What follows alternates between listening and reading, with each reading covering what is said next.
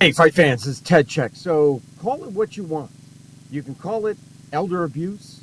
You can call it a salacious money grab. You can call it, God damn, I hope Jake Paul gets knocked the F out. Call it anything you want, but this promises to be kind of a must-see event, I would say.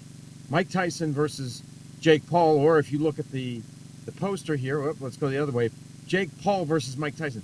Who decided that Jake Paul would get his name atop Mike Tyson? That is just the biggest travesty of all, right there. But what I really want to talk about is, well, two things.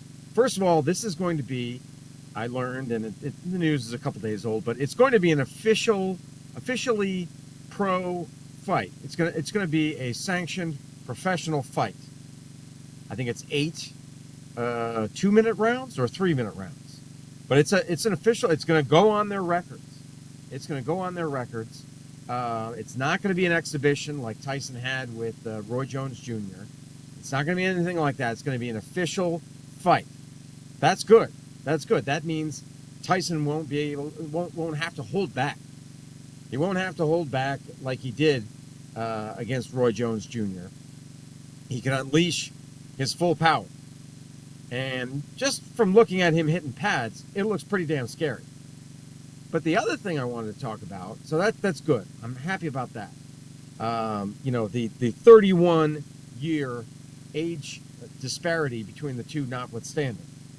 Because by the time the fight happens, Tyson will be 58 and Jake Paul will be 27. That's crazy. Crazy, I tell you.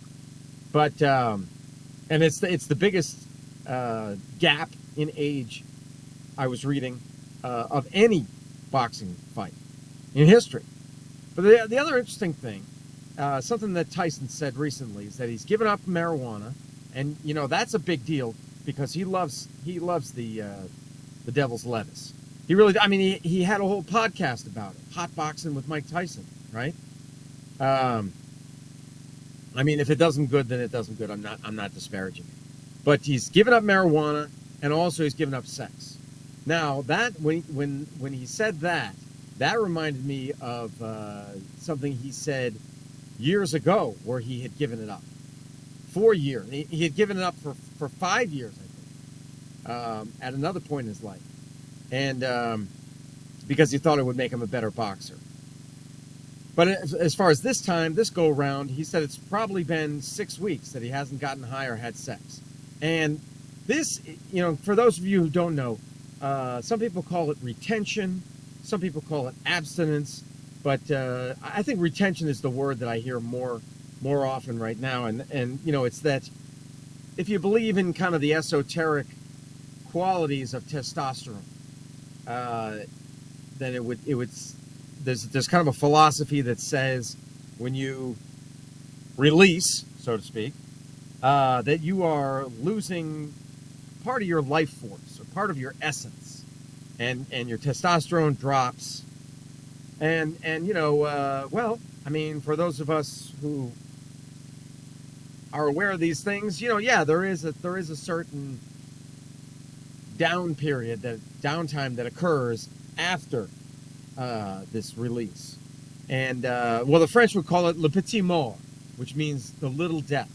So it's like you're experiencing a little death at a certain moment. And so if you hold on to that, if you retain it, you retain your essence, your male essence, you retain your testosterone, then you're going to be operating at peak levels, at your optimum level. And so yeah, Tyson says here, I'm living my life discipline now, so I'm going to have to fight discipline now. It makes sense.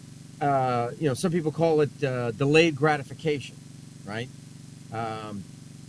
So he's going to have all this pent up energy, all this pent up aggression and testosterone, because he won't have a release. It's just going to be like building on itself and building on itself and building on itself right up to fight night, and then he can unleash. He can operate at his optimum. So if you believe in that sort of thing, and a lot of people do, believe in that. And actually, it's not the first time I've heard it. I remember there was an old documentary with Hickson Gracie.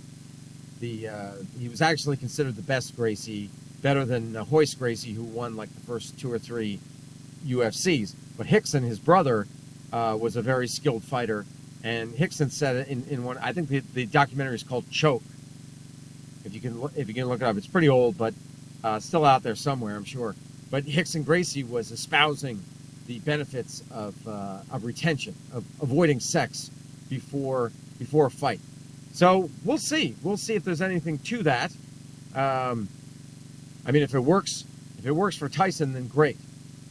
But I tend to think there is something to that, to abstinence or retention.